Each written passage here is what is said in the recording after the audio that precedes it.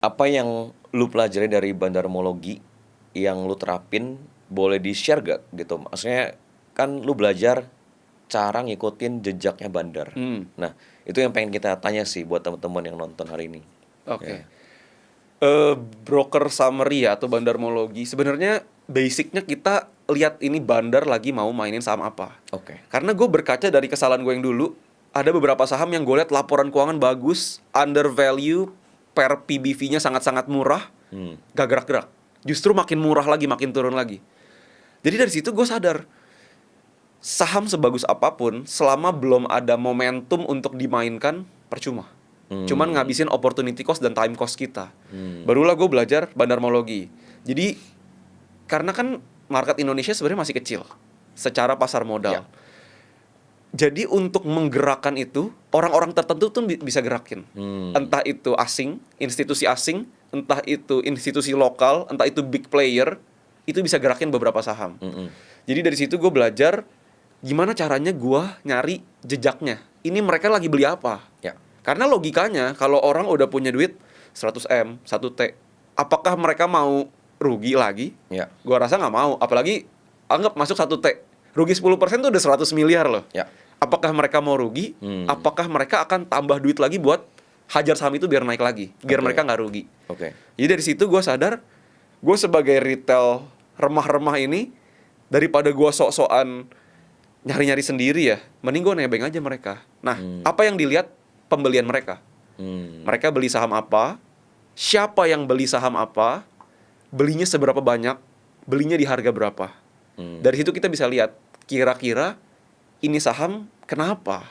Karena logikanya ya, kita ngomongin institusi deh, Oke. fund manager dan lain-lain, mereka punya resources banyak. Mereka punya analis, mungkin CFA level 3 ada berapa biji di kantornya.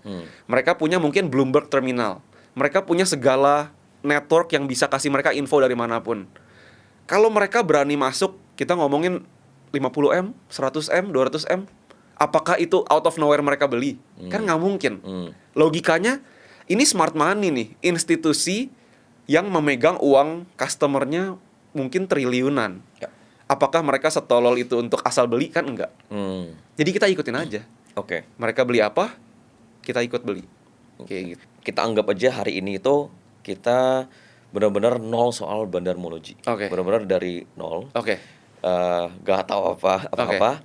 Boleh nggak kasih satu contoh konkret, satu emiten contoh, terus cara ngelihatnya pertama-tama step by step tuh dari mana gitu. Oke. Contoh emiten ya. Salah satunya contoh MRAT. Oke. Itu gue nggak tahu itu perusahaan apa. Hmm. Perusahaan Mustika Ratu namanya. Tapi gue nggak tahu dia jualan apa, mungkin kosmetik atau apa. Itu pun gue tahu dari komen di Instagram gue. Tadinya nggak tahu. Nggak tahu. Oke. Nggak tahu. Jadi MRAT ini gue lihat secara teknikal ini ada satu pola yang menarik. Jadi secara historis pola-pola seperti ini itu kemungkinan kecenderungannya akan naik. Itu ide pertama tuh. Oke. Jadi secara teknikal grafiknya itu menarik. Kedua, gua harus konfirmasi lagi dengan verifikasi lagi dengan bandarmologi itu, Oke. broker summary. Nah, gimana cara verifikasinya? Karena gini, tadi yang gue bilang ya, saham-saham Indo kan market cap-nya kebanyakan masih kecil. Artinya ada pihak-pihak tertentu yang bisa gerakin harga sahamnya sesuka mereka. Kasarnya begitu. Ya. Kalau kita pure technical kan oke, kalau ini begini artinya naik. Kalau ini begini artinya turun. Ya.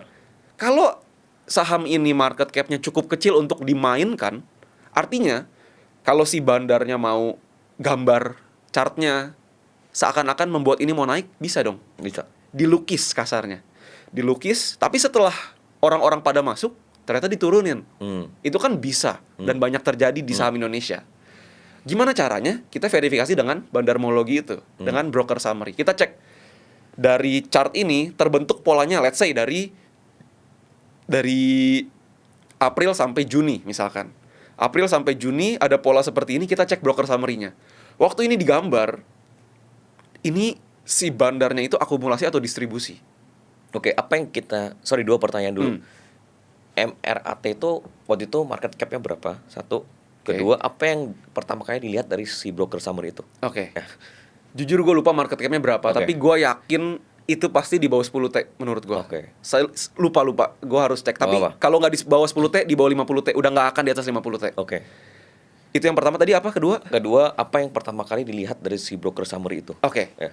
Dari broker summary gua akan lihat tentu top buyer-nya siapa. Top buyer. Oke. Jadi broker summary itu kan kelihatan. Ini kita kan pakai periode ya, periode waktu. Let's say kita ngomongin hari ini. Hari ini ada broker summary-nya keluar, buyer-nya siapa, seller-nya siapa. Oke. Kita lihat buyer-nya siapa. Kalau buyer-nya let's say ada broker, contoh waktu itu di MRAT itu broker XA. Broker XA. Broker XA dia pembeliannya itu sangat-sangat dominan daripada pembelian yang di bawah-bawahnya.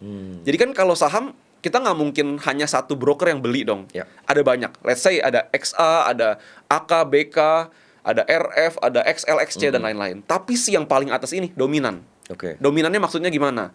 Let's say di paling atas dia beli 2 miliar di hari itu. Yang bawah 20 juta, 15 juta. Itu kan sangat-sangat dominan. Ya. Artinya top buyer-nya serius mau nyari barang. Oke. Itu yang pertama. Yang kedua, kita harus tahu siapa yang beli. Oke. Kalau kecenderungannya kalau yang beli broker retail biasanya susah naik. Kenapa? Karena retail itu punya pikirannya masing-masing. Mungkin kita beli saham yang sama, bisa jadi gue mau take profit hari ini, bisa jadi lu mau take profit minggu depan. Ya. Gak kompak. Oke. Sedangkan kalau big money, mereka bandar, mereka akan koordinasi. Beli di sini, jualnya udah ada targetnya di sini. Bahkan targetnya bukan hanya harga, target waktu. Itu ada. Jadi kita lihat siapa pelakunya dan seberapa besar transaksi yang dilakukan oleh pelakunya. Oke. Itu akumulasi. Tapi akan lain ceritanya kalau waktu itu MRAT secara teknikal menarik, tapi broker summary-nya distribusi. Let's say yang beli semua ternyata broker-broker retail. Mungkin ada PD, XC, XL dan lain-lain retail, tapi yang jualan broker-broker yang jarang dipakai retail. Contoh mungkin XA, MG dan lain-lain. Itu gua nggak akan masuk. Jadi siapa yang melukis itu kita harus tahu. Dan ini melukisnya tujuannya kemana? Logikanya kalau dia udah akumulasi, apakah dia mau turunin harganya minus 50%? Iya, iya. Kan mereka juga punya laporan keuangan dong. Ya. Saat mereka nanti di akhir tahun mau lapor ke klien, nih, portofolio Anda yang Anda taruh duitnya di kami lagi minus 50%, apa nggak diomelin kliennya? Oke. Jadi ada kepentingan untuk menaikkan harga. Oke. Oke, lanjut. Jadi kan tadi stepnya berarti lihat siapa yang beli dan tujuannya apa ya. Iya. Tujuannya berarti itu analisanya bro, Excel ya. Kan nggak ditulis dong tujuannya apa. Nggak kan? ada. Ya berarti Nggak ada. analisanya ya. Iya. Oke. Lalu sebenarnya kita balik lagi, kita nggak tahu dia mau naikin karena apa. Tapi logikanya kalau mereka beli segede itu, masa mau didiemin? Kasarnya ya, apa ada orang mau duitnya 50 miliar diem di saham yang nggak gerak, dibiarin segitu-segitu aja, kan kekikis inflasi. Oke. Logikanya kalau mereka beli, ada sesuatu yang bikin naik. Oke. Jadi itu satu tadi, akumulasinya siapa dan seberapa besar. Mungkin kalau satu tips ya buat teman-teman mungkin yang mau cari dominan pembelian itu apa. Jadi di broker summary itu kelihatan hari itu net value-nya berapa. Artinya transaksi di hari itu duitnya ada berapa hari itu. Kalau misalkan hari itu di saham MRAT gue jualan 1 miliar, yang beli lu 1 miliar. Artinya net value-nya hari itu 1 miliar. Nah, kita lihat si pembeli dominan ini dia berapa persen dari transaksi harian itu. Oke. Let's say di hari itu transaksinya 10M, dia 8M. Kurang dominan apa? 80%. Oke. Berarti sisanya 2M itu kebagi dari broker-broker yang lain kan. Iya. Berarti kan ada sesuatu, itu menarik. Oke. Kayak gitu. Kalau kita mau ngomongin, karena kita nggak bisa baca bandarmologi hanya 1 hari ya. Kita tarik panjang. Oke. Kita tarik panjang, kita lihat ini broker konsisten atau enggak. Oke. Kalau dia nggak konsisten, bisa jadi cuman titip sendal mungkin. Ya udah gue iseng taruh di sini. Oke. Tapi kalau selama let's say 3 bulan. Selama 3 bulan dia beli terus. Totalnya pembelian 300M. Nggak mungkin nggak ada apa-apa. Nggak mungkin.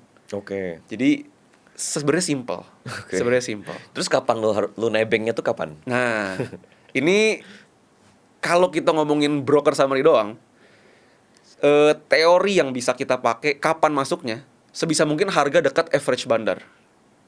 Jadi kelihatan di broker summary itu brokernya apa, pembeliannya berapa duit, berapa lot, dan average price-nya berapa.